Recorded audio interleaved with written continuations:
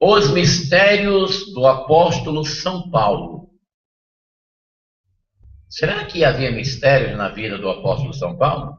Sim. Assim como também existe na nossa vida. Com relação às pessoas, existe mistério na nossa vida que as pessoas não sabem. Para Deus, tudo está descoberto, como nós acabamos de ler aqui na ministração da palavra de Mateus, capítulo 10, versículo 26 a 33. Nada há encoberto diante dos olhos do Pai, diante do Todo-Poderoso.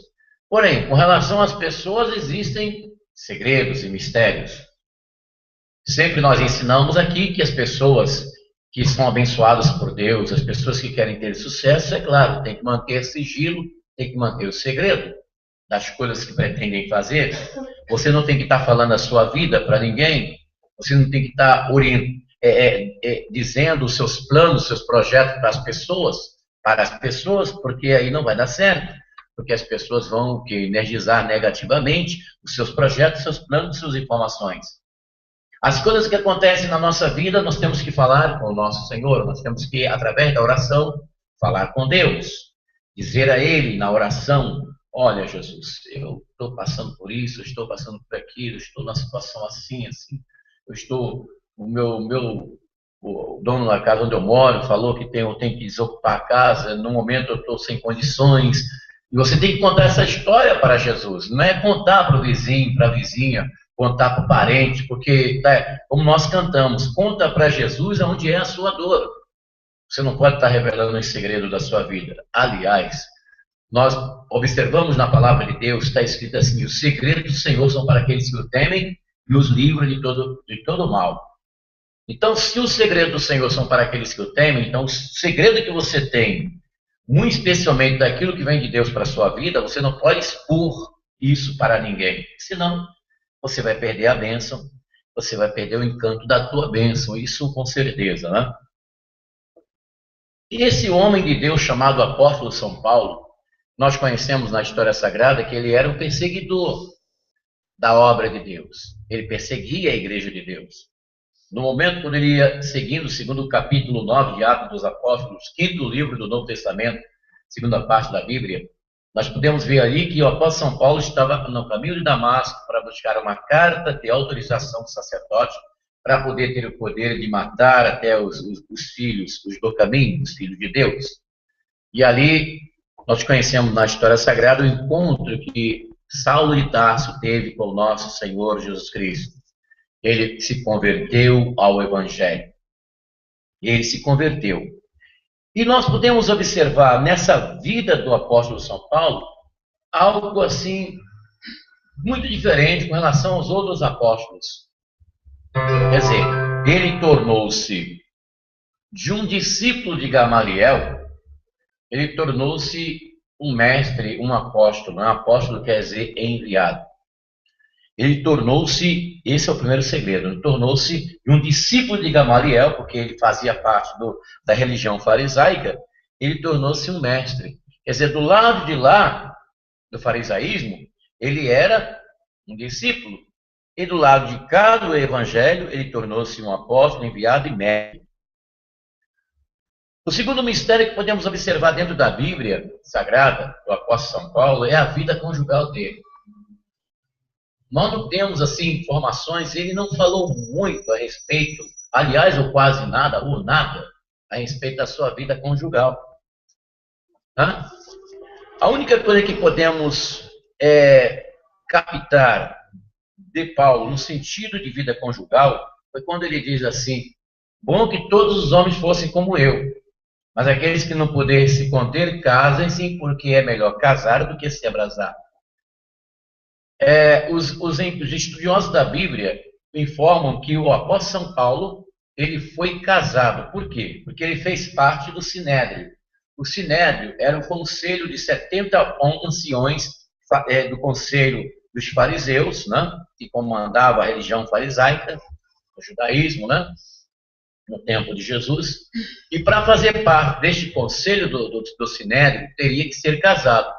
Então, deduz-se, segundo os estudiosos da Bíblia, que O apóstolo São Paulo foi casado. Agora, não se tem notícia detalhada do que aconteceu. O que os estudiosos informam é que Paulo não teve a companhia da esposa no seu ministério. Isso é um mistério, não? Da vida conjugal. E não deixa de ser também um ensino para nós. Porque ele não falou, ele não deu história, ele escreveu várias cartas para as igrejas, mas ele não especificou, ele não deu detalhes da sua parte conjugal. Apenas ele, quando ele falou essa palavra, bom que todos os homens fossem como eu, é porque naquele momento ele era um celibatário individual. Não? Ele se fez celibatário. Ele se fez um eunuco em prol do reino de Deus. Não que ele tivesse a obrigatoriedade dada por nosso Senhor Jesus Cristo de ser celibatário. Isso foi uma coisa voluntária. Porque nós já ensinamos aqui que o celibato na Bíblia é opcional e não por obrigação, como ensina a igreja tradicional católica. Outro mistério do apóstolo São Paulo, ele como pregador do evangelho, como pregador, como apóstolo, ele não teve a imposição das mãos dos apóstolos que já eram antes deles. Você quer ver uma coisa? Vamos aqui abrir Gálatas. Vamos aqui abrir a Epístola de Gálatas, uma coisa interessante, né? E se nós não prestarmos atenção, olha só o que Paulo diz aqui. Mas quanto aprove Deus, capítulo 1 da Epístola aos Gálatas, versículos 15. Mas quando aprove de Deus, aquele que me reservou desde o seio da minha mãe, me chamou pela sua graça, para revelar seu Filho em mim, a fim de que eu tornasse conhecido entre os gentios, imediatamente, sem consultar a ninguém, sem ir a Jerusalém para ver os que eram apóstolos antes de mim, parti para a Arábia, de lá regressei a Damasco. 3 anos depois subi a Jerusalém para conhecer Cefas e fiquei com ele 15 dias. E dos outros apóstolos não vi mais nenhum, a não ser Tiago, irmão do Senhor. Isto que eu vos escrevo, Deus me é testemunha. Então, o que nós podemos observar aqui?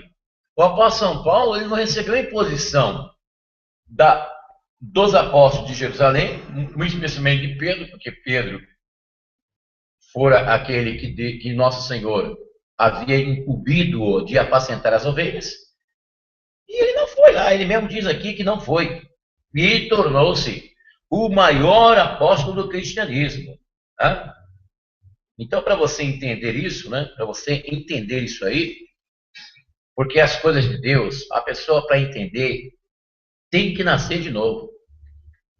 Não adianta como qualquer pessoa pegar, abrir a Bíblia e vai entender as coisas de Deus, porque está escrito que as coisas espirituais as coisas espirituais só se discernem espiritualmente. E o Moisés, lá no Deuteronômio, capítulo 29, versículo 29 de Deuteronômio, no 5º livro do Antigo Testamento, diz que as coisas reveladas são para nós, nossos pais e nossos filhos, e as coisas ocultas são para Deus. Então, a revelação profunda de Deus, ela é esclarecida através do Espírito Santo àqueles que são de Jesus. Não adianta que um engenheiro, um químico, vai chegar aqui, vai querer se penetrar nas profundezas de Deus, ele vai ter a palavra de Deus, o prefácio da palavra, a palavra de Deus no coração, a simplicidade da palavra, ele terá. Agora, a profundidade somente para aqueles que estão irmanados no corpo de Cristo, né? Que é a sua igreja, que é o seu corpo aqui na terra, né? E o apóstolo ele não foi lá. E o outro segredo que nós podemos observar aqui do apóstolo São Paulo, o mistério da vida dele, é que ele se tornou, assim, de uma forma misteriosa, ele se tornou-se maior do que todos os apóstolos, até de apóstolo São Pedro. Quando você abre o capítulo 15 de Atos dos Apóstolos, você vai observar que houve uma repreensão por parte de Paulo a Pedro. Pensando bem, não poderia ter acontecido isso, né? Quando você abre aqui, que foi o primeiro concílio que houve em Jerusalém, foi nesse momento, quando Pedro esteve lá, quando o apóstolo São Paulo esteve lá, controvérsia sobre o valor da circuncisão. alguns homens descendo da Judéia, puseram-se a ensinar aos irmãos o seguinte: se não vos circuncidais, segundo o rito de Moisés, não podeis ser salvos. Originou-se então a grande discussão de Paulo e Barnabé com eles. E resolveu-se que estes dois, com alguns outros irmãos, fossem tratar da questão com os apóstolos e todos os anciões de Jerusalém. Quer dizer, houve uma contenda por parte de Paulo, Barnabé, Pedro ali, o pessoal. Chegando a Jerusalém, foram recebidos pelas comunidades, pelos apóstolos, os anciões, a quem contaram tudo que Deus tinha feito com eles, mas levantaram-se alguns diante de ter abraçado a fé e eram da seita dos fariseus, dizendo que era necessário circuncidar os pagãos, impor-lhes a observância da lei de Moisés. Reuniram-se os apóstolos e os anciões para tratar dessa questão.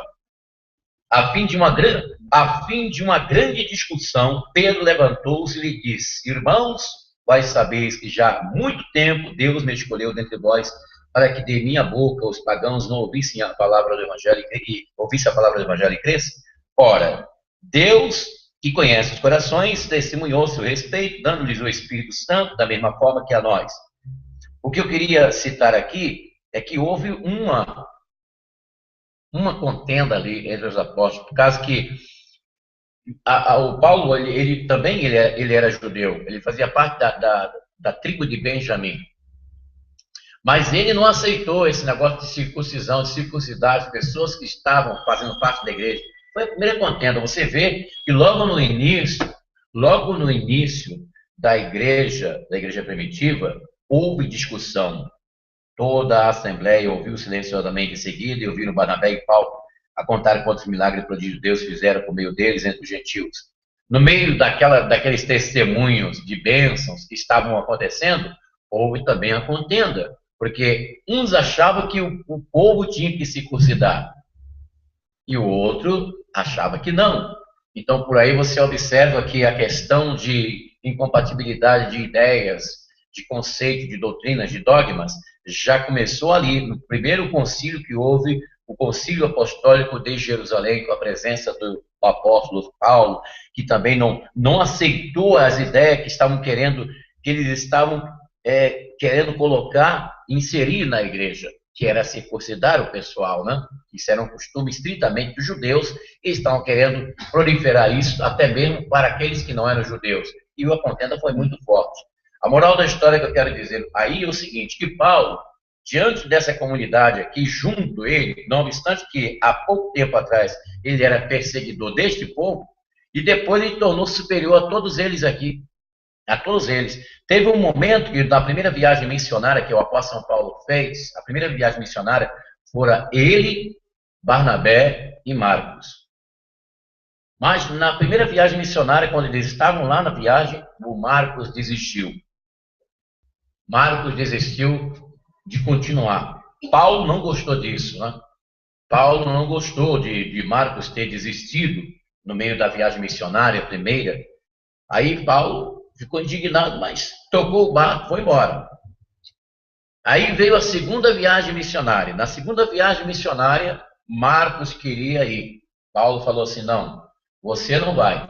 Você desistiu da missão na primeira viagem, você está desaprovado nessa viagem que eu ia, nessa segunda viagem. Aí Barnabé discutiu com Paulo, falando, não, mas ele é cheio do Espírito Santo, ele tem os dons espirituais, deixa o Marco ir. Aí, sabe o que aconteceu? Houve uma contenda entre Paulo e Barnabé. Está tudo aqui escrito no livro de Atos dos Apóstolos. E aí, conclusão.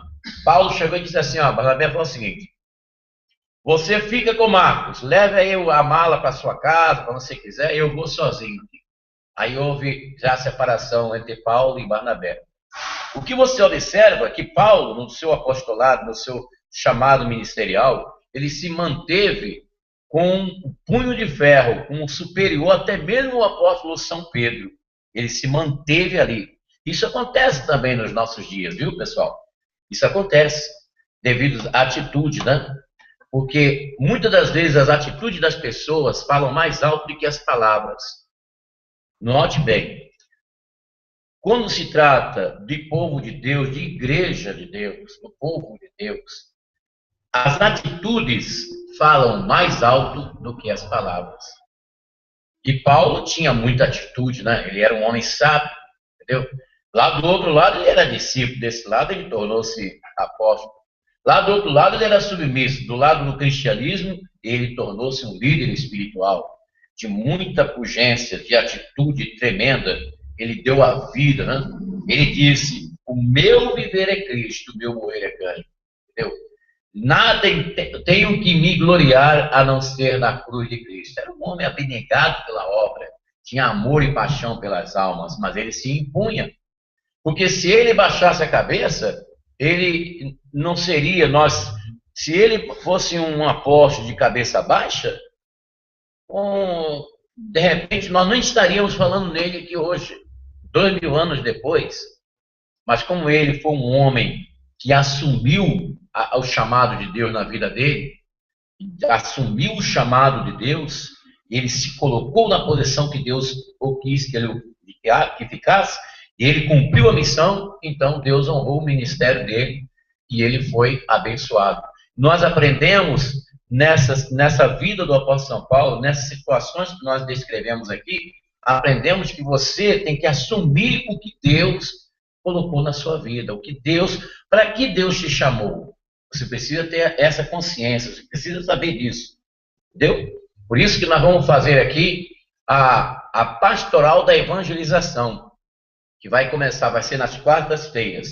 Nas pastorais da evangelização, nós vamos descrever, dentro da palavra de Deus, o ministério da pregação, a responsabilidade que a igreja tem de pregar o evangelho de Jesus no tempo que nós estamos, e com isso, com certeza, nós descobriremos para que Deus nos chamou, para que finalidade, para que nós venhamos, como o apóstolo São Paulo, assumir e vestir aquilo que Deus colocou em nós e cumprir a missão. Assim seja, assim será. Deus nos abençoe, que nós venhamos falar como o apóstolo São Paulo: o meu viver é Cristo, o meu morrer é ganho. E as palavras lindas que eu gosto muito de proferir, quando o apóstolo estava sendo levado para Roma, para ser degolado por amor ao evangelho de Jesus, ele escreveu a carta para Timóteo, dizendo: olha, Timóteo, eu já estou sendo oferecido em expressão de sacrifício, e o tempo da minha partida está próximo. Combati o bom combate, acabei a carreira e guardei a fé, e desde agora me está reservada a coroa da vida eterna. Glória a Deus. E nós vamos aprender com a palavra de Deus, na pastoral da evangelização, que nós faremos aqui nas quartas-feiras. Nós vamos falar sobre a evangelização, a necessidade da igreja evangelizar. E nós vamos fazer isso, não somente falarmos, mas também praticarmos aquilo que Deus determinou que nós fizéssemos, que é levar a sua palavra de amor para as pessoas. Assim seja, assim será. Próximo domingo, nós vamos falar sobre como se manter puro no meio de tantas seitas que existem no Brasil e no mundo. Como que a igreja de Jesus tem que se manter para não se contaminar com as heresias? Vocês sabem que nas sextas-feiras passadas nós temos falado aqui sobre as seitas famosas do Brasil. Na próxima sexta-feira, nós vamos falar sobre o movimento carismático católico, como que começou e como que está no presente momento o movimento carismático. Não seria o movimento carismático uma ferramenta que, casada com o ecumenismo, para poder preparar a cama do anticristo? Sexta-feira, no encerramento da crucificação do mal, nós vamos falar sobre o movimento carismático católico, tá? E lembrando que nesta quarta-feira agora, nós, na lavagem das mãos da miséria, nós vamos, em nome de Jesus, falar sobre o segredo da felicidade. Segredo da felicidade. E nesta sexta-feira também, no encerramento da crucificação do mal, simultaneamente, nós daremos início a Agora é Só Vitória. Na nova trezena, Agora é Só Vitória. Nós já estamos dizendo, né? Vamos começar no dia 27, que será sexta-feira que vem, e essa trezena vai terminar dia 19 de setembro, porque aqui nessa igreja aqui, nessa nossa igreja, nós temos que falar o que começa e o que termina. Porque na igreja não é bom falar o que termina. É bom sempre dizer o que se inicia. Está entendendo, pessoal? Na igreja, na obra de Deus, não se fala início e fim. Se fala sempre início de alguma coisa. Início de alguma coisa. Nunca se fala início e fim. Mas aqui nessa comunidade, o povo daqui exige que nós falemos o dia que termina a trezena. Então, é 19 de setembro que vai terminar as 13 celebrações. Agora é só vitória. Entendeu? Além de nós estarmos falando aqui, nós vamos colocar escrito aqui, ó, do lado, para as pessoas, quando chegar aqui no corredor, ver escrito ali, ó, a trezena agora é só vitória. Vamos aprender com Deus as vitórias de Deus na nossa vida, como conseguir a vitória de Deus em situações diversas da nossa vida. Nós aprenderemos com a palavra e iniciaremos sexta-feira que vem, dia 27 de junho, mês 6 de 2014, e terminará dia 19 de setembro de 2014. Na igreja de Jesus não se fala as coisas que terminam, só se fala as coisas que se inicia. Entendeu, pessoal? Nós só vamos finalizar as coisas quando estivermos na glória com Jesus. Aqui na terra é só início, é só início. É início de bênção, é início de clamor, é início de pedido, é início de oração, é início de louvor, tudo é início, porque o final é lá na glória com o Pai, no céu de glória. Mas aqui nessa igreja, por causa da insistência de alguns devotos, nós temos que falar o final de cada trezena. Nós vamos ter que falar. Entendeu? Vamos ter que falar. Estamos falando já estamos falando, já estamos dizendo, já estamos falando agora. Gerúndio, já estamos falando. Entendeu? Não se fala final de nada em igreja, não se fala final de nada, mas aqui tem que dizer, aqui tem que falar. Então, atenção, devotos, irmãos que estão aqui, que nos acompanham pela internet, da comunidade Missão Yahvé. Nós vamos iniciar a trezena, agora é só vitória. Agora é só vitória. Grande clamor a Deus pela vitória do povo de Deus. Nesta sexta-feira, dia 27 de junho de 2014. E vai terminar no dia 19 de setembro. Entendeu? Começa dia 27 de junho e terminará dia 19. Nós falamos na sexta-feira, né? Sexta-feira nós dissemos, já tinha gente perguntando, depois que terminou a celebração. É impressionante, gente. Aqui vai começar, vai terminar quando? Tá de brincadeira comigo, né, pessoal? É brincadeira uma coisa dessa, né? Bom, gente, a alegria é que nós estamos comemorando 22 anos de igreja aqui em Santo Amaro. É uma luta para manter essa comunidade, essas portas abertas. É uma luta que você não queira imaginar. Se você parar para imaginar e você souber a luta que é, você fica agoniado, porque é uma luta muito grande para nós mantermos essa porta aberta aqui.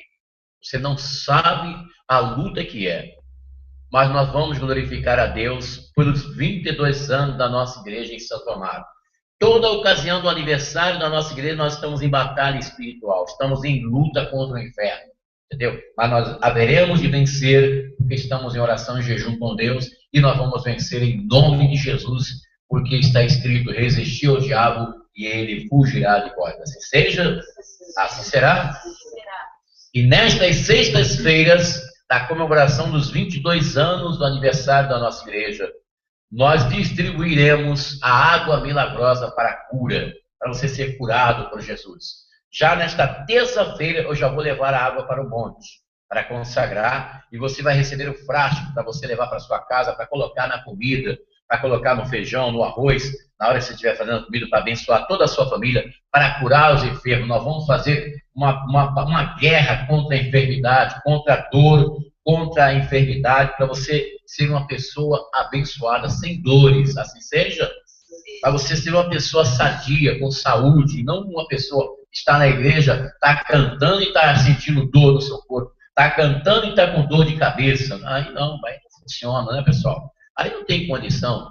Você tem que estar livre, porque está escrito, ele levou sobre si as nossas enfermidades, ele levou sobre si os nossos pecados, o castigo que nos traz a paz estava sobre ele, e sobre as suas pisaduras fomos sarados. Assim seja, Assim será? Então, domingo que vem, nós vamos falar como se manter puro no meio de tantas seitas espalhadas pelo Brasil e pelo mundo. E neste momento também, eu sei que algumas pessoas, nós não temos costumes, nós não temos este costume de fazer o que nós iremos fazer agora, não temos esse costume.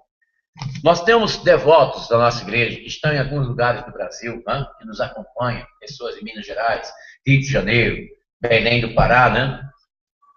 Temos em alguns estados do Brasil pessoas que já foram da nossa igreja, que nos acompanham, e que estão lá, que às vezes não estão nem na igreja nenhuma, mas nos acompanham pela internet. Então você, neste momento do aniversário da nossa igreja, eu quero fazer um apelo, especialmente aos devotos, àqueles que já fizeram parte da nossa igreja, aqueles que amam esta missão, para depositar uma oferta no banco, na conta da nossa igreja, ou o seu dízimo, para nos ajudar nesse momento que nós tivemos um aumento de aluguel muito forte aqui, não, um aumento de aluguel muito forte, que ficou muito pesado para nós, e nós estamos pedindo essa ajuda. Então você pode fazer a transferência, ou então fazer o depósito, né? A conta bancária, está aí a conta da igreja, agência Itaú, né?